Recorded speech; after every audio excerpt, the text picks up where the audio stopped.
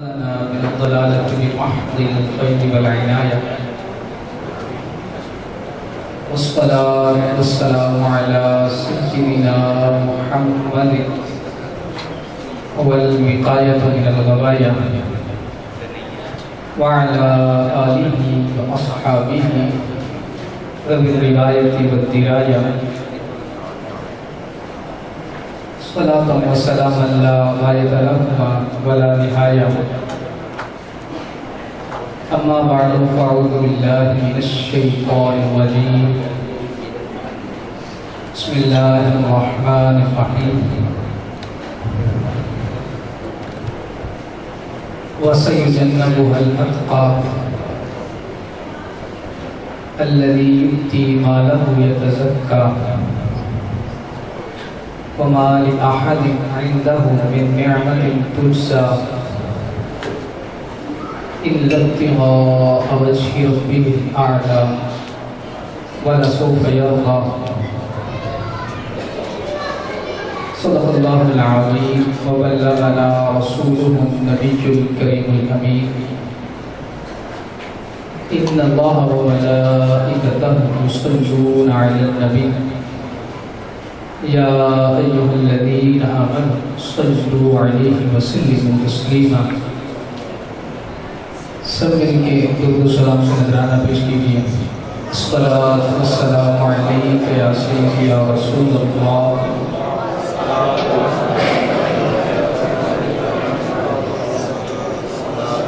وعلى آلك وأصحابك يا سيدي يا حبيب الله. الصلاة والسلام عليك يا سيدي يا نبي الله وعلى آلك وأصحابك يا سيدي يا نور الله.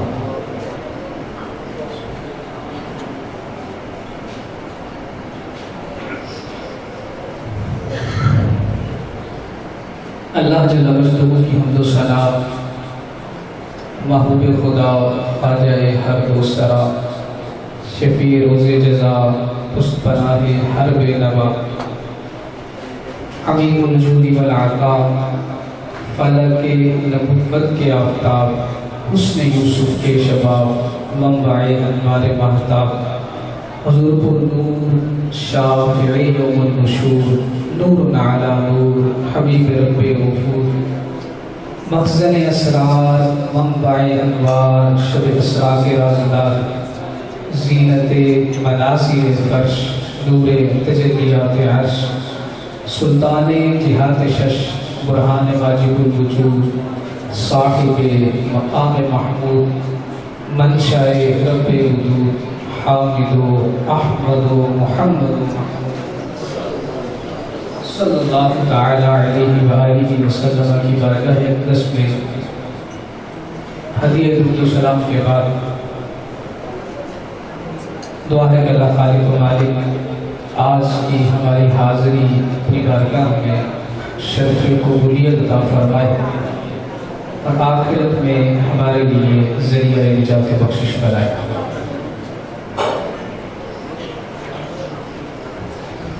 آج ہم ادارہ سکینۃ الاسلام کے سالانہ اجتماع میں موجود ہیں.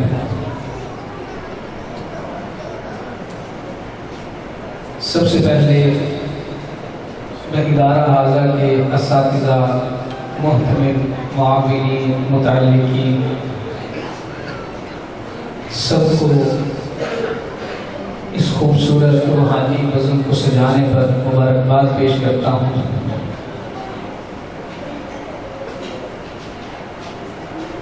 اور کچھ وہ احباب کچھ وہ چہرے جو مجھے سامنے بیٹھے ہوئے نظر آ رہے ہیں اور وہ کسی نہ کسی انداز میں اس ادارے کی تعمیر میں بنیاد میں چلانے میں آگے بڑھانے میں شریک کار رہے ہیں یا رہتے ہیں. اور کچھ وہ احباب جو آج اس محفل میں موجود نہیں ہیں. اللہ تعالیٰ کی بارگاہ میں دعا ہے اللہ تعالیٰ ان تمام کو جزائے خیر عطا فرمائے اور سب کو اپنے دین کی خدمت کے لیے پسند فرما لے. ان سب کے شب و روز میں، ان کی صلاحیات میں برکتیں عطا فرمائے۔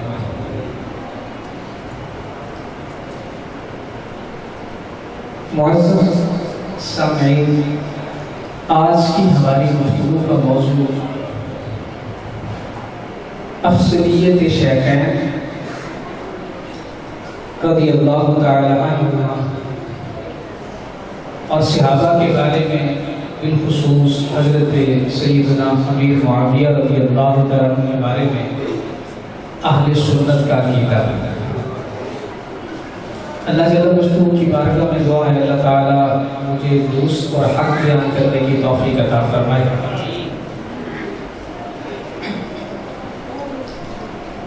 اس موضوع کو منتخب کیوں کیا گیا؟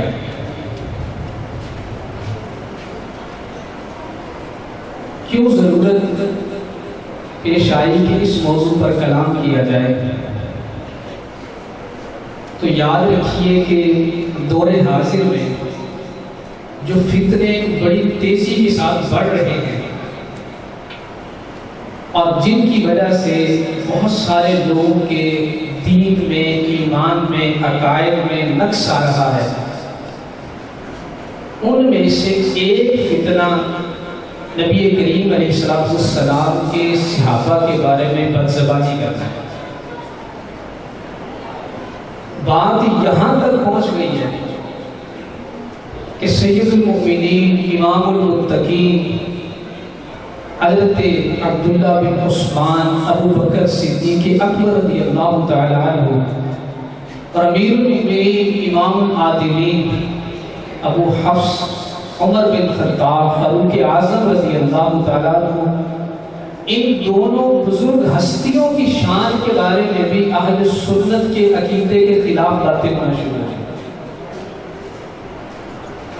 اور علماء نے لکھا ہے کہ جب صحابہ کرام علیہ رضوان کے حوالے سے بد عقیدگی پھیلے تو پھر علماء پر لازم ہے کہ وہ تحریر میں، تصنیف میں، تقریر میں، تدریس میں ہر طرح سے نبی کریم علیہ السلام کے صحابہ کے بارے میں درست عقائد کو بیان کریں۔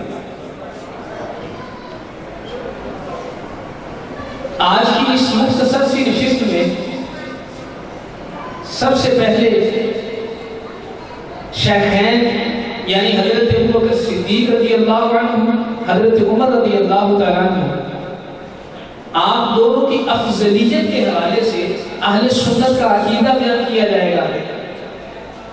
پھر اس عقیدے کے حوالے سے قرآن مجید، فرقان حمید، احادیث طیبات اور اجماع سے دلائل بیان کیے جائیں گے، اور پھر عمومی طور پر صحابہ کے حوالے سے اہل سنت کا عقیدہ، اور بالخصوص حضرت امیر معاویہ رضی اللہ عنہ کے حوالے سے اہل سنت کا عقیدہ بیان کیا جائے گا۔ آپ نے پوری توجہ سے گفتگو کو سننا ہے، اور میں کوشش کروں گا کہ اس بات کا خیال رکھتے ہوئے کہ ہمارے پاس اکثریت ہمارے عام مسلمان بھائی ہیں، اگرچہ علماء بھی اسٹیج پر موجود ہے، تو علماء کے لیے بھی کچھ علمی باتیں ذکر کرتا چلوں، اور میرے جیسے جو عام مسلمان بھائی ہیں ان کے لیے بھی کچھ آسان انداز میں ان عقائد کو سمجھانے کی کوشش کروں گا۔ سب سے بنیادی چیز کہ حضرت ابو بکر صدیق رضی اللہ تعالیٰ عنہ اور حضرت عمر رضی اللہ عنہ کے بارے میں اہل سنت کا عقیدہ کیا ہے؟ اہل سنت کا عقیدہ یہ ہے کہ انبیاء اور رسولوں کے بعد انسانوں میں سب سے افضل، سب سے عزت والی کوئی ہستی ہے تو وہ حضرت ابو بکر صدیق رضی اللہ تعالیٰ عنہ، اور آپ کے بعد حضرت عمر رضی اللہ تعالیٰ عنہ کا مرتبہ ہے، اور اس پر اہل سنت کا اجماع ہے۔ یہ اجماعی عقیدہ ہے کہ انبیاء اور رسولوں کے بعد انسانوں میں سب سے افضل حضرت ابو بکر صدیق اور حضرت عمر رضی اللہ تعالیٰ عنہ ہیں۔ بعد پھر حضرت عثمان غنی رضی اللہ عنہ کا مرتبہ ہے، ان کے بعد حضرت علی کرم اللہ تعالی وجہہ الکریم کا مرتبہ ہے۔ اور یہ بات جو آپ کو عقیدہ میں نے بیان کیا ہے، اس کو کہتے ہیں افضلیت مطلقہ۔ سادہ لفظوں میں یہ ہم کہہ سکتے ہیں کہ جب کسی سے پوچھا جائے کہ صحابہ میں سب سے افضل کون ہے، یہ بات کسی سے پوچھی جائے کہ صحابہ میں سب سے افضل کون ہے، تو پھر جواب دیا جائے گا کہ حضرت ابو بکر سب سے افضل ہے۔ اس کو افضلیت مطلقہ کہتے ہیں، اور علماء تشریح فرما ہے اسی کو فضل کلی کہتے ہیں۔ فضل کلی حضرت ابو بکر صدیق رضی اللہ تعالیٰ عنہ، فضل کلی اور افضلیت میں جمیع الوجوہ، ان دونوں میں بہت فرق ہوتا ہے۔ تو یہاں فضل کلی اور افضلیت مطلقہ یہ حضرت ابو بکر صدیق رضی اللہ عنہ کے لیے۔ حضرت علی کرم اللہ تعالیٰ سے کریم کی شان بہت بلند ہے، آپ کا مقام بہت بلند ہے۔ آپ ان 4 معزز ہستیوں میں آتے ہیں کہ جو سارے صحابہ میں افضل ہیں، اور حضرت علی کرم اللہ تعالیٰ وجہ کریم کے جو جزوی فضائل ہیں وہ بھی بکثرت ہے، بہت زیادہ آپ کی جزوی فضائل ہیں۔ حضرت عبداللہ بن عباس رضی اللہ عنہ بیان کرتے ہیں کان کی علی ثمانیت عشر بن کا بطن ما کانت احد من هذه الامه، کہتے ہیں حضرت علی کرم اللہ تعالیٰ وجہ کریم کی 18 ایسی خصوصیات ہیں، ایسے فضائل ہیں جو اس پوری امت میں کسی کو نہیں ملے۔ تو جو جزوی فضائل ہیں حضرت علی کرم اللہ تعالیٰ وجہ کریم کے بہت ہیں، لیکن ہم بات جزوی فضائل کی نہیں کر رہے، ہم بات کر رہے ہیں فضل کلی کی، ہم بات کر رہے ہیں افضلیت مطلقہ کی، ہم بات کر رہے ہیں کہ جب بغیر کسی قید کے یہ سوال کیا جائے گا کہ صحابہ میں افضل کون ہے، تو پھر جواب ہوگا کہ سب سے افضل حضرت ابو بکر صدیق ہے۔ پہلا نمبر حضرت ابو بکر صدیق کا ہے، دوسرا نمبر حضرت عمر فاروق رضی اللہ عنہ۔ حضرت علی کرم اللہ تعالیٰ کے کریم کے فضل جزوی کی اگر ہم بات کریں تو بہت سارے جزوی فضائل ہیں جو آپ کے لیے ثابت ہیں۔ نبی کریم علیہ السلام نے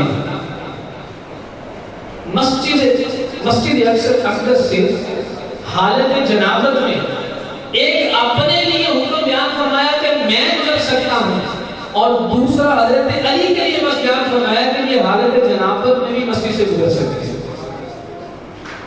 نبی کریم علیہ السلام نے فرمایا ہر نبی کی اولاد اس کی پشت میں رکھی گئی، لیکن میری اولاد علی کی پشت میں رکھی گئی۔ یہ حضرت علی کی فضیلت ہے۔ جب غزوہ تبوک پہ جانے لگے، حضرت علی کو پیچھے چھوڑ کے جانے لگے، تو اس کی حضور مجھے عورتوں اور بچوں میں چھوڑ کے جا رہے تھے، تو میں تم خوش نہیں ہوں کہ تمہارا مقام میرے نزدیک ایسا ہے جیسے حضرت ہارون کا مقام تھا حضرت موسیٰ علیہ السلام کے نزدیک، لیکن میرے بعد کوئی نبی۔ جب مواخات فرمائی تو حضرت علی روتے ہوئے تشریف لائے، عرض کی حضور آپ نے سارے صحابہ کو ایک دوسرے کا بھائی بنا دیا ہے، لیکن مجھے کسی کا بھائی نہیں بنایا۔ تو نبی کریم علیہ السلام نے فرمایا انت آتی فی الدنیا والآخرہ، تم دنیا میں بھی میرے بھائی ہو، آخرت میں بھی میرے بھائی۔ تو یہ حضرت علی کرم اللہ تعالیٰ عنہ کریم کے جزوی فضائل ہیں، یہ آپ کی خاصیات ہیں، یہ ہمیں اہل سنت کو تسلیم ہے۔ ہم تو بڑی خوشی سے، بڑی محبت سے، بڑی عقیدت سے حضرت علی کا ذکر کرتے ہیں، اور اگر صوفیاء سے آپ پوچھیں تو صوفیاء کو جو فیوز و برکات اس در سے ملتے ہیں، ہم سے پوچھیں کہیں اور سے پوچھیں۔ لیکن ان سب کے باوجود یہ جزوی فضیلت ہے، اور ہم بات کر رہے ہیں فضل کلی فضیلت کی، وہ حضرت ابو بکر صدیق رضی اللہ عنہ کے ہیں۔ اور اگر بالفرض کوئی کہتا ہے کہ نہیں حضرت علی کی یہ جزوی فضائل ہیں، تو لہذا آپ سارے صحابہ میں افضل ہو گئے، تو پھر ہم ایک سوال کر سکتے ہیں، ہم حق بجانی چاہیے پوچھنے میں کہ اگر جزوی فضیلت ہونے سے فضیلت مطلقہ ثابت ہوتی ہے، افضلیت مطلقہ ثابت ہوتی ہے، تو پھر جو خلفائے اربعہ کے علاوہ دیگر صحابہ کو جو جزوی فضائل ملے ہیں جو ان کے علاوہ کسی کو نہیں ملے، تو کیا یہ بات وہاں بھی کی جائے گی؟ یعنی مثال کے طور پر اللہ کی راہ میں جو سب سے پہلا تیر پھینکا گیا وہ حضرت سعد بن ابی وقاص رضی اللہ تعالیٰ عنہ کا، تو کیا اب یہ کہا جائے گا کہ چونکہ ان کی یہ جزوی فضیلت ہے تو اس سے سب پر ان کی فضل کلی ثابت ہو گیا؟ ہرگز کوئی نہیں کہے گا۔ اچھا آگے چلتے ہیں، حضرت سعد بن ابی وقاص حضرت زبیر بن عوام، ان دونوں کو نبی کریم علیہ السلام نے یہ شرط عطا فرمایا کہ حضور نے دونوں کو فرمایا ہے فداک ابی و امی۔ ان دونوں صحابہ کا یہ اعزاز ہے کہ نبی کریم علیہ السلام نے کہا کہ تم پر میرے ماں باپ فدا ہوں۔ اب یہ فضل جزوی ہے، یہ جزوی فضیلت ہے ان کی، تو کیا کوئی یہ کہہ سکتا ہے کہ یہ ایسی فضیلت ہے دوسروں کو نہیں ملی تو لہذا سب پر افضلیت مطلقہ ثابت ہو جائے؟ ہرگز کوئی نہیں کہے گا۔ اگر اس کی بات کریں گے تو نبی کریم علیہ السلام کی حدیث فرمایا کہ مجھے لوگوں میں سب سے پیارے اسامہ بن زید بن حارثہ ہیں، پھر ان کے بعد حضرت علی ہے۔ تو اب کوئی کہے گا کہ حضرت اسامہ کو افضلیت مطلقہ مل گئی اور خلفاء سے بھی افضل ہو گئے؟ اگر صحابہ میں دیکھتے جائیے آپ، حسن کراج میں حضرت ابی بن کعب سب سے سبقت رکھنے والے ہیں، علم میراث اور علم فرائض میں حضرت زید بن ثابت سب سے فائق ہے، علم حلال و حرام کی بات کریں تو حضرت معاذ بن جبل سب سے فائق ہے، اور حضرت ابو عبیدہ بن سلمت کے امیر ہیں۔ اب یہ ایسے فضائل ہیں کہ جو دوسروں کو نہیں اس طرح حاصل ہوئے، تو کیا اس فضل جزوی کی وجہ سے افضلیت کلی کو ثابت کرے گا؟ ہرگز کوئی نہیں کرے گا۔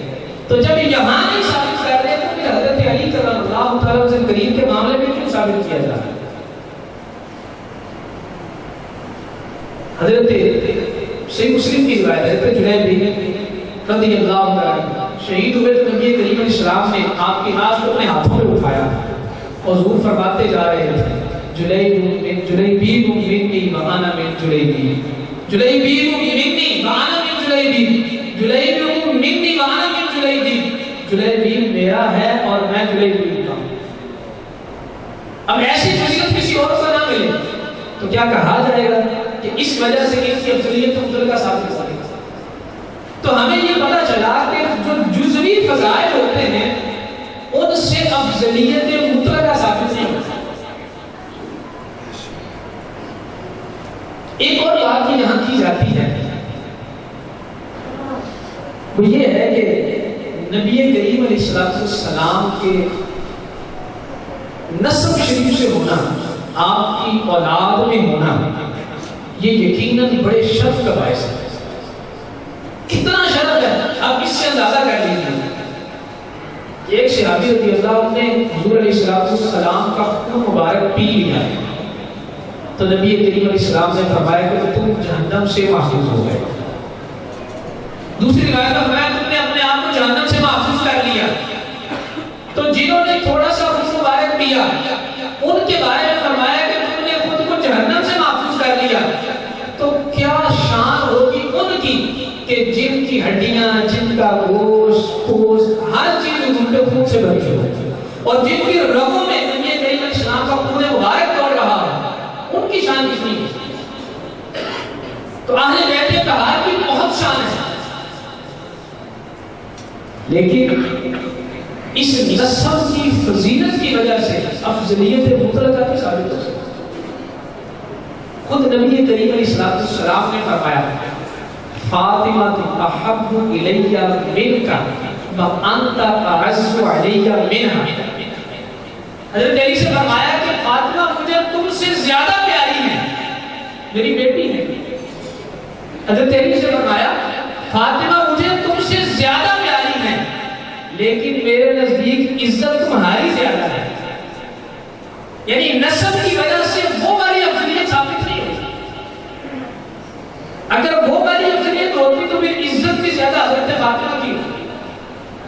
فرمایا پیاری زیادہ وہ ہیں لیکن قابل عزت میرے نزدیک تم ان سے زیادہ ہے.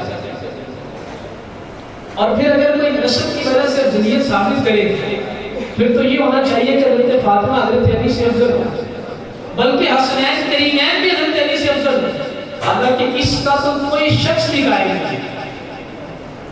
تو اس لیے یہ جو جزوی فضائل ہوتے ہیں جو نبی کریم علیہ السلام نے بیان فرمائے یا نسب کی وجہ سے جو عطا ہوئے یا دیگر وجوہات سے جو ملتے ہیں، ان کی وجہ سے افضلیت مطلقہ نہیں ثابت ہوتی، فضل کلی نہیں ثابت ہوتا.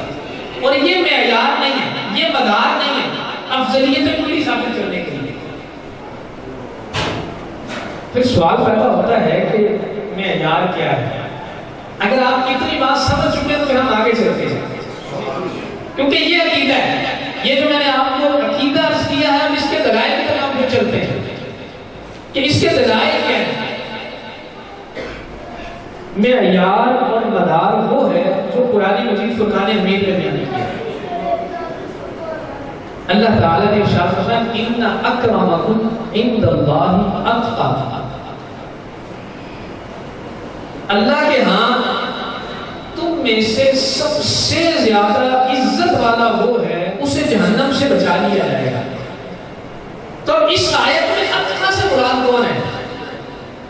امام راضی رحمۃ اللہ تعالی فرماتے ہیں اجمع المفسرون علی ان المراد منهم ابو بکر. تمام مفسرین کا اتفاق ہے کہ اس آیت میں اتقا سے مراد حضرت ابو بکر صدیق کی ذات ہے. اللہ نے فرمایا کہ اتقا جو ہے وہ اللہ کے ہاں سب سے زیادہ معزز ہے، اور دوسرے مقام پر فرمایا کہ اتقا کو اللہ محفوظ رکھے گا. تو اس آیت کے بعد مفسرین نے لکھا کہ اس اتقا سے مراد حضرت ابو بکر صدیق ہے. تو دونوں آیتوں سے پتہ چلا کہ حضرت ابو بکر صدیق ہی وہ ہستی ہیں جو کائنات میں انبیاء کے بعد انسانوں میں اللہ کے ہاں سب سے زیادہ عزت ہے. اچھا، امام راضی نے اس کے بعد بڑی زبردست بات لکھی ہے. آپ فرماتے ہیں لا بد ان یکون المراد منهم ابا بکر. پہلے تو یہ کہا کہ سارے مفسر کہتے ہیں کہ اس سے مراد حضرت ابو بکر ہے. آگے کہتے ہیں میں یہ نہیں کہہ رہا مطلب کہ کسی کا دل کرے تو کوئی لے لے، کسی کا دل کرے تو نہ لے. کہتے ہیں نہیں، اس آیت کی درست تفسیر ہی یہ بنتی ہے. ضروری ہے یہاں پر کہ اس سے مراد حضرت ابو بکر ہی ہو. وجہ کیا ہے؟ کہتے ہیں ان الامة مجمعة على ان افضل الخلق بعد الرسول اما ابو بکر او علی رضی اللہ عنہ. کہتے ہیں اس لیے کہ پوری امت کا اتفاق ہے کہ سارے صحابہ میں افضل دو ہی قول ہیں، ایک اہل سنت کا، ایک روافض کا. اس کے علاوہ تیسرا کوئی قول نہیں ہے. پوری امت میں دو ہی قول ہیں، یہاں تو حضرت ابو بکر سب سے افضل ہے، یا روافض کا قول یہ ہے کہ حضرت علی سب سے افضل ہے. حضرت امام راضی کہتے ہیں یہاں دو ہی قول ہیں، تیسرا قول ہی کوئی نہیں ہے. اور جہاں تک حضرت علی اس آیت کا اطلاق سے مراد ہو تو مطلب لا یمکن حمل هذه الآیت علی علی بن ابی طالب فتعجل حملها علی ابی بکر. کہتے ہیں کہ اس آیت کو حضرت علی پر محمول ہی نہیں کر سکتے، یہاں حضرت علی مراد ہی نہیں ہو سکتے. اور پوری امت میں صرف دو ہی قول تھے، ایک حضرت ابو بکر کا اور دوسرا حضرت علی کا. اور جب حضرت علی اس آیت میں مراد نہیں ہو سکتے تو پھر معین ہو گیا کہ اس آیت میں حضرت ابو بکر ہی مراد ہے. حضرت ابو بکر صدیق رضی اللہ تعالیٰ عنہ اس آیت میں مراد ہے. علامہ صاحب سلانی شرح مقاصد ہے، آپ فرماتے ہیں اما الکتاب فقوله فسيجنبها الاتقى الآية فالجمهور على انها نزلت في حق ابي بکر رضی اللہ عنہ. کہتے ہیں حضرت ابو بکر صدیق رضی اللہ تعالیٰ کا سارے صحابہ میں افضل ہونا قرآن مجید سے ثابت ہے، اور قرآن کی اس آیت سے ثابت ہے فسيجنبها الاتقى. وہ کیسے؟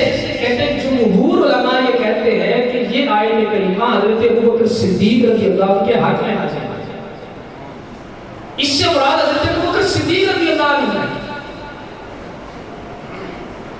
پھر آگے کہتے ہیں اتقا، اکرم، جو اتقا ہوتا ہے نا، جو سب سے بڑا متقی ہوتا ہے، وہی اللہ کے ہاں سب سے بڑے مقام والا ہوتا ہے۔ لا یعنی بالافضل الا الاکرم، اور جب یہ کہا جاتا ہے کہ سارے صحابہ میں افضل کون ہے، تو اس سے مراد یہی ہوتا ہے کہ سارے صحابہ میں اللہ کے ہاں زیادہ مرتبے والا کون ہے، اور وہ صرف اور صرف حضرت ابوبکر صدیق رضی اللہ عنہ کے ساتھ ہے۔ ولیس المراد به علیہ، آگے کہتے ہیں کہ اس آیت میں حضرت علی کرم اللہ تعالیٰ وجہ کریم کو مراد نہیں لیا جا سکتا۔ تو یہ صرف ایک آیت کریمہ میں نے عرض کی ہے، علماء نے متعدد آیات سے حضرت ابوبکر صدیق رضی اللہ تعالیٰ عنہ کا سارے صحابہ میں افضل ہونا ثابت کیا۔ امام رازی رحمۃ اللہ تعالیٰ علیہ نے اسی آیت کے بعد ایک بڑی پیاری بات لکھی ہے۔ آپ فرماتے ہیں یہ جو آیات ہیں وہ سورۃ اللیل میں ہے، 30ویں پارے میں سورۃ اللیل ہے۔ سورۃ اللیل کے آخر میں یہ آیات ہے، اور سورۃ اللیل کے بعد جو سورہ شروع ہو رہی ہے وہ سورہ ضحیٰ ہے۔ سورۃ اللیل اور بغیر کسی وقفے کے آگے سورہ ضحیٰ شروع ہو رہی ہے۔ کہتے ہیں یہ جو سورہ لیل ہے یہ سورہ ابوبکر ہے، کہ یہاں حضرت ابوبکر کے بارے میں بیان کیا گیا، اور سورہ ضحیٰ جو ہے وہ جو آپ عام طور پر مفسرین اور مقررین سے سنتے رہتے ہیں، وَالضُّحَىٰ وَاللَّيْلِ إِذَا سَجَىٰ، جس میں نبی کریم علیہ السلام کے روح روشن کی بات کی گئی ہے، حضور کی زلفوں کی بات کی گئی ہے۔ تو امام رازی کہتے ہیں کہ یہاں حضرت ابوبکر صدیق کا تذکرہ ہے، اور اگلی صورت میں نبی کریم علیہ السلام کا تذکرہ ہے، درمیان میں کوئی اور صورت نہیں ہے۔ لِيُعْلَمَ أَنَّهُ لَا وَاسِطَةَ بَيْنَ مُحَمَّدٍ وَأَبِي بَکْرٍ، یہ ملا کر وہ صورتیں اس لیے رکھی ہیں تاکہ ہر پڑھنے والے کو پتہ چل جائے کہ محمد عربی اور ابوبکر کے درمیان کسی شخص کا کوئی واسطہ نہیں۔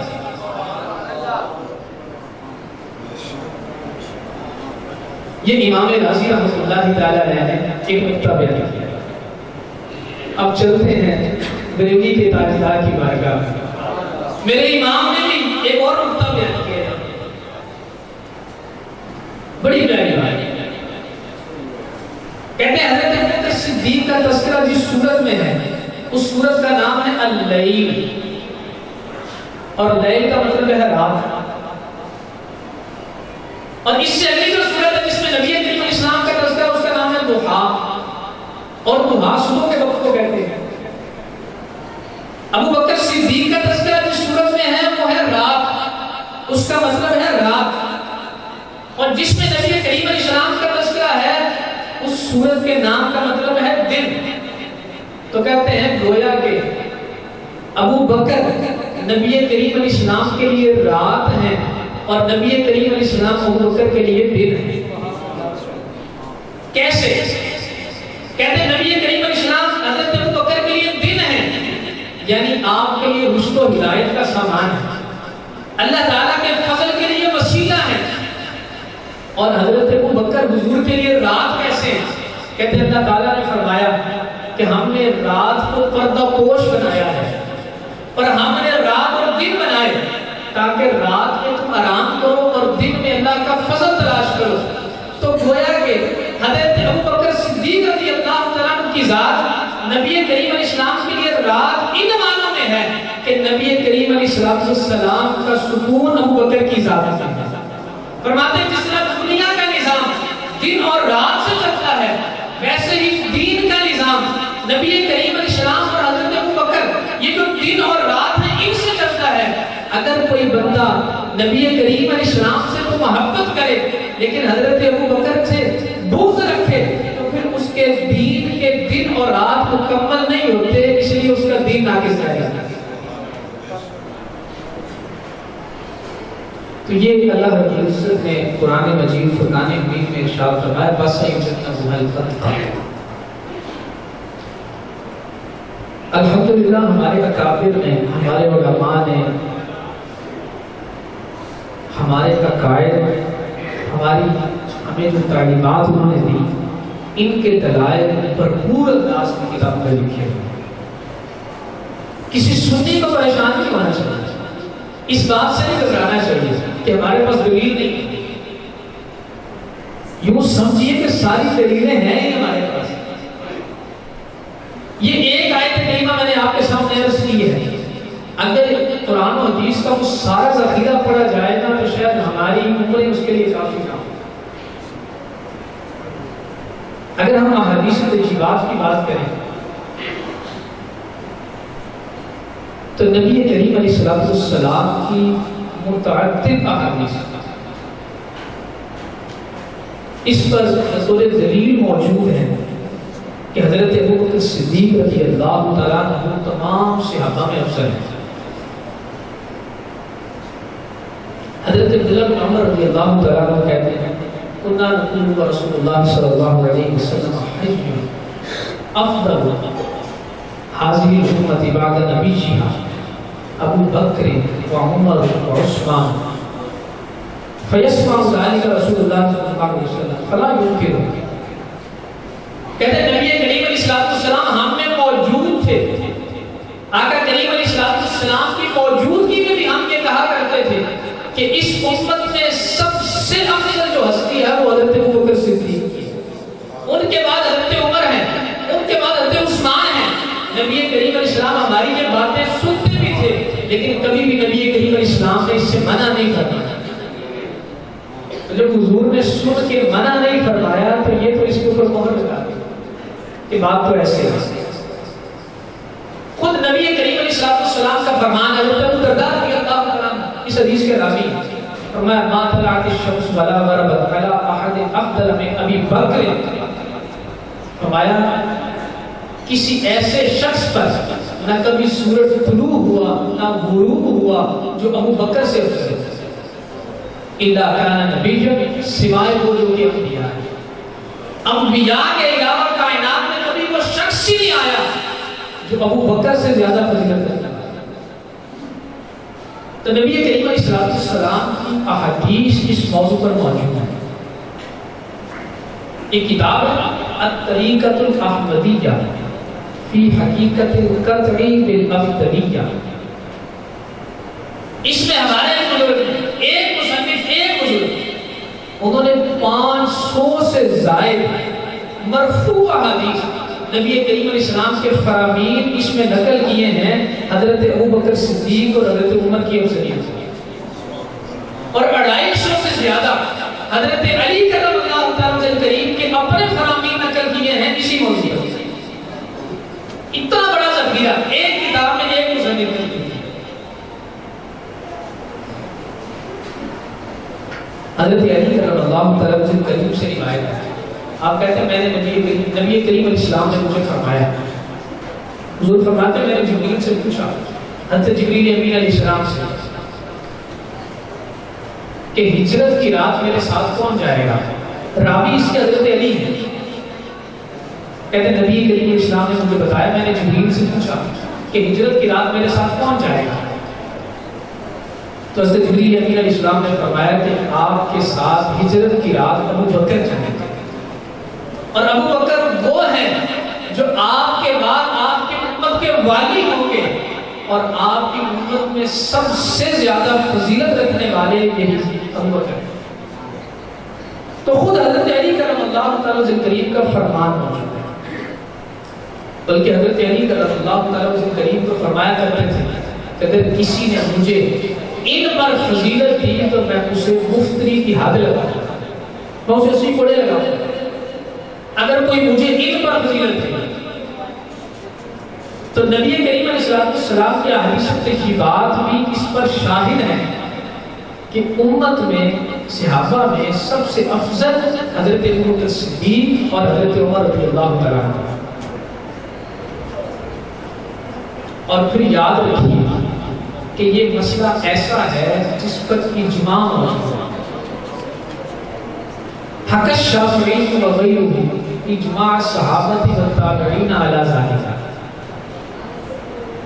بڑے بڑے ائمہ نے جو خود امام مجتہد ہیں، انہوں نے اس مسئلے کے بارے میں بعض والوں کا نہیں بلکہ خود نبی کریم علیہ السلام کے صحابہ کا اجماع نقل کیا۔ کہ صحابہ کرام علیہ رضوان کا اس پر اجماع تھا کہ ہم میں سب میں افضل حضرت ابوبکر صدیق ہے، ان کے بعد حضرت عمر فاروق رضی اللہ عنہ۔ صحابہ کا اجماع تھا، تابعین کا اجماع تھا، اور علماء نے متعدد کتابوں میں نقل کیا کہ اہل سنت کا اس پر اجماع ہے، اتفاق ہے کہ جب بھی افضلیت مطلقہ کی بات ہوگی تو وہ افضلیت مطلقہ کا سہرا صحابہ میں حضرت ابوبکر صدیق کے ساتھ ہے۔ انسان میں افضل حضرت ابوبکر صدیق رضی اللہ تعالیٰ عنہ۔ مجھے بھی ایک لمٹ کے اندر ہی وقت دیا گیا ہے، اگرچہ ساتھ آپشن بھی ہے کہ لیکن پھر بھی پروگرام کو سارا چلانا ہے، اس لیے میں کچھ مختصر انداز میں بات کو آگے بڑھاتا ہوں۔ تو یہ حضرت ابوبکر صدیق رضی اللہ تعالیٰ عنہ اور حضرت عمر رضی اللہ عنہ کی افضلیت ہے، اور یہ میں نے آپ کو عرض کر دیا کہ اس سے بعد افضلیت مطلقہ ہے۔ جب فضل کلی کی بات ہو تو وہ ان دونوں ہستیوں کے لیے ہے، اور جزوی فضائل وہ دوسرے خلفاء کے لیے بھی ہیں اور دیگر صحابہ کے لیے بھی ہیں۔ اور اگر ہم نبی کریم علیہ السلام کے صحابہ کرام علیہ رضوان کی بات کریں تو حضرت عبداللہ بن مسعود روایت کرتے ہیں نبی کریم علیہ السلام نے ارشاد فرمایا ان اللہ نظر فی قلوب العباد فوجد قلب محمد خیر قلوب العباد فاصطفاه وبعث برسالته۔ اللہ تعالیٰ نے بندوں کے دلوں کی طرف نظر فرمائی تو ساری کائنات کے لوگوں کے دلوں میں سے نبی کریم علیہ السلام کے دل کو سب سے اچھا پایا تو ان کو چن لیا اور اپنی رسالت کے ساتھ ان کو مبعوث فرمایا۔ پھر فرمایا نظر اللہ فی قلوب العباد بعد قلب محمد فواجد خیر قلوب اصحابہ فجعلهم وزراء نبیہ۔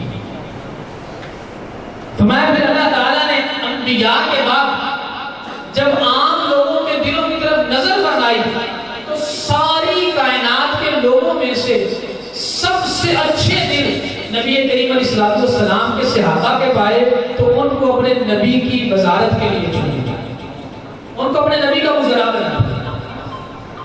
اور نبی کریم علیہ السلام کے صحابہ حضور نے فرمایا اللہ اللہ فی اصحابی، 3 مرتبہ آپ نے ارشاد فرمایا۔ پھر فرمایا لا تتخذوهم غرضا من بعدی، لوگوں سن لو میرے صحابہ کے بارے میں اللہ تعالیٰ سے ڈرتے رہنا، میرے صحابہ کے بارے میں اللہ سے ڈرتے رہنا، میرے صحابہ کے بارے میں اللہ سے ڈرتے رہنا، میرے بعد ان کو تان و تشریح کا نشانہ نہ بنانا۔ فمن احبهم فبحبی احبهم ومن ابغضهم فببغضی ابغضهم، جس نے ان سے محبت کی اس نے میری محبت کی وجہ سے ان سے محبت کی، اور جس نے ان سے بغض رکھا اس نے میرے بغض کی وجہ سے ان سے بغض رکھا۔ یعنی گویا یہ فرمایا کہ جو ان سے محبت کر رہا ہے وہ مجھ سے محبت کر رہا ہے، اور جو ان سے عداوت رکھ رہا ہے تو گویا وہ مجھ سے عداوت رکھ رہا ہے۔ اور حضرت عبداللہ بن مسعود روایت کرتے ہیں نبی کریم اسلام اذا ذکر اصحابی فامسکوا، جب میرے صحابہ کا ذکر ہو تو اپنی زبانوں کو روک لو، کوئی بری بات نہیں کہنی، صحابہ کے حوالے سے کوئی ایسی بات نہیں کرنی جو ان کی ذات میں نفس کی طرف مشیر ہو، اشارہ بھی نکلتا ہو تو ایسی بات نہیں کرنی۔ اسی لیے اہل سنت یہ کہتے ہیں کہ صحابہ کلهم عدول خیار، کہ نبی کریم علیہ السلام کے جتنے صحابہ ہیں وہ سارے کے سارے خیر والے ہیں، سارے کے سارے عادل ہیں، اور جب بھی ہم ان کا تذکرہ کریں گے تو خیر کے ساتھ ہی تذکرہ کریں گے۔ اور اگر ہم بات کریں حضرت امیر معاویہ رضی اللہ تعالیٰ عنہ کی بالخصوص، تو حضرت امیر معاویہ رضی اللہ تعالیٰ عنہ نبی کریم علیہ السلام کے صحابی، صحیح بخاری شریف میں ہے قد صاحب رسول اللہ او کما قال، ایسے امیر معاویہ رضی اللہ تعالیٰ عنہ نبی کریم علیہ السلام کے صحابی ہیں، یہ صحیح بخاری سے ثابت ہے۔ اور صحابہ کے حوالے سے اصول یہ ہے کہ اللہ تعالیٰ نے قرآن مجید میں قبل فتح مکہ سے پہلے والے جو صحابہ ہیں، فتح مکہ سے پہلے والے، ان کا تذکرہ کیا، اور جو فتح مکہ کے بعد والے صحابہ ہیں ان کا تذکرہ فرمایا اور پھر فرمایا کلم وعد اللہ الحسنی، اللہ نے ان سب سے جنت کا وعدہ فرمایا، چاہے پہلے والے ہیں چاہے بعد والے ہیں، سب سے اللہ نے جنت کا وعدہ فرمایا۔ اور حضرت امیر معاویہ رضی اللہ عنہ کی ہم بات کریں، بعض لوگ یہ کہتے ہیں، اب یہ بات آپ نے میرے غور سے سنی ہے کیونکہ یہ آپ کو ارد گرد بندے ایسے مل جائیں گے جو اس طرح کی باتیں کرتے ہیں، وہ کہتے ہیں کہ حضرت امیر معاویہ رضی اللہ عنہ کی کسی نے تعریف ہی نہیں کی آج تک، کسی نے تعریف نہیں کی۔ تو پہلے حدیث طیبہ ہم سنتے ہیں، پھر اس کے بعد میں چند صحابہ کے اقوال آپ کو عرض کرتا ہوں۔ نبی کریم علیہ السلام کی حدیث ہے، یہ امام بخاری نے نقل کی ہے، امام ترمذی نے نقل کی ہے، امام احمد بن حنبل نے نقل کی ہے، اور کئی محدثین نے، بہت سارے محدثین نے اس کو نقل کیا ہے۔ نبی کریم علیہ السلام نے دعا کی، اللہم اجعلہ ہادیا مہدیا واہدہ واہدہ۔ نبی کریم علیہ السلام دعا کرتے ہیں، اللہ معاویہ کو ہادی بنا دے، مہدی بنا دے، اسے ہدایت دے اور اس کے ذریعے سے دوسرے لوگوں کو بھی ہدایت دے۔ اب اندازہ کریں کہ جس کے بارے میں نبی کریم علیہ السلام خود دعا کر رہے ہوں تو کیا وہ ہدایت پر نہیں بنتے؟ ایک تو نبی کریم علیہ السلام کے صحابی ہیں، آپ کا صحابی ہونا ہی ہدایت پر ہونے کے لیے کافی ہے۔ حضور کے کتنے صحابہ ہیں جن کے ہم نے نام بھی نہیں سنے، جن کے بارے میں نبی کریم علیہ السلام نے نام لے کے خاص دعا بھی نہیں فرمائی، تو یہ تو وہ صحابی ہیں کہ جن کے بارے میں حضور نے خصوصی دعا ارشاد فرمائی۔ اسی دعا کو ذکر کر کے امام شرف الدین حسین بن عبداللہ طیبی رحمۃ اللہ تعالیٰ ہے، ملا علی قاری رحمۃ اللہ تعالیٰ ہے، اور علامہ ابن حجر حیثمی اسی دعا کو نقل کر کے آپ فرماتے ہیں، بلنظم حاضر ابن حجر، آپ فرماتے ہیں غور کرو یہ صادق و مصدوق کی دعا ہے، آپ کی دعا بلا شبہ آپ کی امت کے حق میں، بالخصوص آپ کے صحابہ کے حق میں قبول ہونے والی ہے۔ حضور کی تو ساری دعا اللہ تعالیٰ قبول فرماتا ہے، پھر بالخصوص وہ دعا جو امت کے بارے میں اور پھر بالخصوص وہ جو صحابہ کے بارے میں ہمیں یہ قبول ہونے والی ہے۔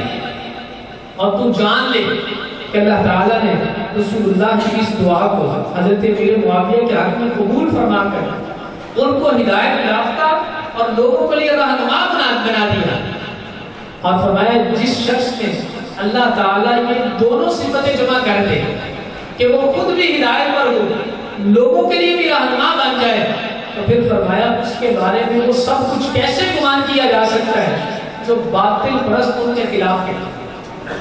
جو لوگ حضرت امیر معاویہ کے بارے میں کہتے ہیں پھر وہ کیسے گمان کیا جا سکتا ہے کہ وہ درست ہو۔ میرے امام نے لکھا فتاوی رضویہ میں، آپ نے فرمایا جو صحابہ کی آپس میں حکایات بیان کی جاتی ہیں، فرمایا ان کے راوی اتنے ضعیف ہیں اور وہ روایتیں مردود درجے کی ہیں کہ اگر وہ روایتیں لینی ہے نا، اگر کوئی بندہ ضد کرے کہ نہیں ہم نے وہ روایتیں لینی ہے، ہم نے وہ قصے واقعات حکایتیں لینی ہے، تو کہا اگر کوئی بندہ ضد کرے گا نا تو اس کا تو ایمان بھی نہیں پیچھے بچے گا۔ کیوں؟ کیونکہ کہا کتابیں کھول کے دیکھو لوگوں نے کیسی کیسی حکایات صرف صحابہ کے بارے میں نہیں بلکہ اللہ کے نبیوں کے بارے میں بیان کی، اللہ تعالیٰ کی شان میں بیان کی، ایسی ایسی غلط روایات میں حکایات بیان کی ہیں، واقعات بیان کیے کہ جس سے تو ایمان ہی پیچھے بچتا۔ اس لیے فرمایا کہ یہ جو واقعے ہیں، یہ جو قصے ہیں، یہ جو حکایتیں ہیں، ان کو نہیں لیا جائے گا بلکہ اس کو لیا جائے گا جو قرآن مجید میں اور نبی کریم علیہ السلام کی احادیث میں موجود ہے۔ اور قرآن میں یہ موجود ہے وَكُلًّا وَعَدَ اللَّهُ الْحُسْنَىٰ، اللہ نے سب سے جنت کا وعدہ کیا ہے، اور حدیث میں یہ ہے کہ نبی کریم علیہ السلام ان کے لیے ہدایت کی دعا کر رہے ہیں۔ اب وقت مختصر ہے اس لیے میں بات کو بالکل اختتام کی طرف لا رہا ہوں۔ ذہن یہ تھا کہ صحابہ کے اقوال بھی ذکر کروں گا لیکن وقت کی کم ہے، تو میں چند ایک چیزیں بس آپ کو ضروری ذکر کر کے بات کو ختم کرتا ہوں۔ حضرت غوث اعظم شیخ عبد القادر جیلانی 11ویں والے پوچھا، آج لوگ بڑی باتیں کرتے ہیں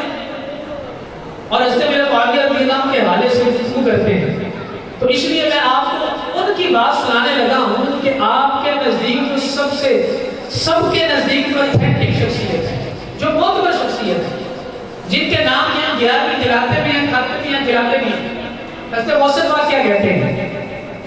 آپ فرماتے ہیں وَاتَّفَقَ أَهْلُ السُّنَّةِ عَلَى وُجُوبِ الْكَفِّ عَمَّا شَجَرَ بَيْنَهُمْ وَالْإِمْسَاكِ عَنْ مَصَابِيهِمْ وَإِظْهَارِ فَضَائِلِهِمْ وَمَحَاسِنِهِمْ وَتَسْلِيمِ أَمْرِهِمْ إِلَى اللَّهِ عَزَّ وَجَلَّ عَلَى مَا كَانَ۔ اب غور کیجیے، میں تو ہلکی بات کر رہا تھا، وہ سے آپ تو اس سے بڑی بات کی بات ہے۔ آپ ہمارے اہل سنت کا اتفاق ہے۔ کس بات میں اتفاق ہے؟ کہتے ہیں اس بات پہ اتفاق ہے کہ ہم پر واجب ہے کہ ہم صحابہ کے بارے میں اپنی زبانوں کو بند رکھیں۔ یہ ہم پر لازم اور واجب ہے کہ ہم صحابہ کے بارے میں کوئی بھی بری بات کہنے سے اپنی زبان کو بند رکھیں۔ اور پھر فرماتے ہیں ہم پر واجب ہے صحابہ کی فضیلتوں کو بیان کرنا، صحابہ کے فضائل کو ظاہر کرنا، یہ ہم پر واجب ہے کہ ہم صحابہ کے فضائل بیان کریں، ان کے محاسن بیان کریں۔ اور رہ گئی وہ بات کہ صحابہ کی آپس میں جنگیں ہوئی یا کوئی معاملات ہوئے ہیں، تو اس پہ غوث پاک فرما رہے ہیں کہ وہ اللہ کے سپرد کر دیں، اللہ جانے اور صحابہ جانے۔ یعنی ہماری یہ اوقات نہیں ہے کہ ہم صحابہ کے معاملے میں دخل دیں، بس ہم یہ کریں کہ ہم اس کو اللہ کے سپرد کر دیں۔ اور میرے امام نے لکھا، آپ فرماتے ہیں کہ دیکھو اللہ تعالیٰ عالم الغیب ہے، اللہ تعالیٰ جانتا ہے، اصل میں جانتا ہے کہ صحابہ بعد میں کیا کریں گے، کس چیز کی جنگ ہوگی، کیسے کیسے جنگ ہوگی، اور اس جنگ میں کیا کیا ہوگا۔ صحابہ کی محبت دین ہے، ایمان ہے، احسان ہے، فَبُغْضُ كُفْرٌ وَنِفَاقٌ وَطُغْيَانٌ، اور صحابہ سے دشمنی رکھنا، ان سے بغض رکھنا، یہ کفر ہے، نفاق ہے، سرکشی ہے۔ اور فرمائے وَمَنْ أَحْسَنَ الْقَوْلَ فِي أَصْحَابِ رسول اللَّهِ وَأَزْوَاجِهِ الطَّاهِرَاتِ مِنْ كُلِّ دَنَسٍ وَذُرِّيَّاتِهِ الْمُقَدِّسِينَ مِنْ كُلِّ رَجْسٍ فَقَدْ بَرِئَ مِنَ النِّفَاقِ، جو صحابہ کے بارے میں اچھی باتیں کرتا ہے اللہ تعالیٰ اسے منافقت سے معاف کرتا ہے۔ تو یہ ہمارا اہل سنت کا عقیدہ ہے صحابہ کرام علیہ رضوان کے حوالے سے، اور یہی عقیدہ حضرت امیر معاویہ رضی اللہ عنہ کے حوالے سے۔ ایسا نہیں ہے کہ باقی صحابہ کی تعریفیں حضرت امیر معاویہ رضی اللہ عنہ کے حوالے سے معاذ اللہ کوئی بری بات کی جائے، نہیں، ہرگز نہیں۔ جس طرح دیگر صحابہ کے بارے میں خیر والی بات ہوگی، ویسے ہی حضرت امیر معاویہ رضی اللہ عنہ کے حوالے سے بھی خیر والی بات ہوگی۔ اور جیسے حضرت غوث اعظم نے فرمایا صحابہ کی اچھائیاں بیان کریں گے، ویسے ہی حضرت امیر معاویہ کی بھی ہم اچھائیاں بیان کریں گے۔ جس طرح دیگر صحابہ کے فضائل بیان کیے جائیں گے، ان کے عرس منائے جائیں گے، ویسے حضرت امیر معاویہ کے بھی فضائل بیان کیے جائیں گے، ان کا عرس منایا جائے گا۔ اور کسی بندہ مومن کے دل میں کوئی خلش نہیں آنی چاہیے۔ میں جو صحابہ کے حوالے سے اچھی باتیں کرتا اللہ تعالیٰ اسے منافقت سے بری کرتا ہے۔ تو آج کی اس نشست کا حاصل یہ ہے کہ ایک تو ہم یہ یاد رکھیں کہ سارے صحابہ میں مطلقاً افضل حضرت ابوبکر صدیق رضی اللہ تعالیٰ عنہ ہے، ان کے بعد حضرت عمر فاروق رضی اللہ تعالیٰ عنہ ہے، اور نبی کریم اسلام کے جتنے صحابہ ہیں ان سب کے حوالے سے اچھی بات کی جائے، خیر والی بات کی جائے، کسی صحابی کے حوالے سے دل میں بغض نہ رکھا جائے۔ بالخصوص حضرت امیر معاویہ رضی اللہ تعالیٰ عنہ، حضرت ابو سفیان، حضرت ہند، سب کے حوالے سے جو نبی کریم علیہ السلام کے صحابہ ہیں، انہوں نے فرمایا کہ اللہ نے بندوں کے دلوں کو دیکھا تو جو مخلوق میں سب سے اچھے تھے ان کو اپنے محبوب کی صحابیت کے لیے چنا ہے۔ تو اس لیے جب اللہ نے چن لیا ہے تو ہمارا پھر بنتا نہیں اس طرح کی کوئی حرکت کرنا۔ اللہ تعالیٰ ہمیں حسن عقیدہ عطا فرمائے، اہل سنت کے عقیدے پر ہمیں قائم رکھے، توفیق دے۔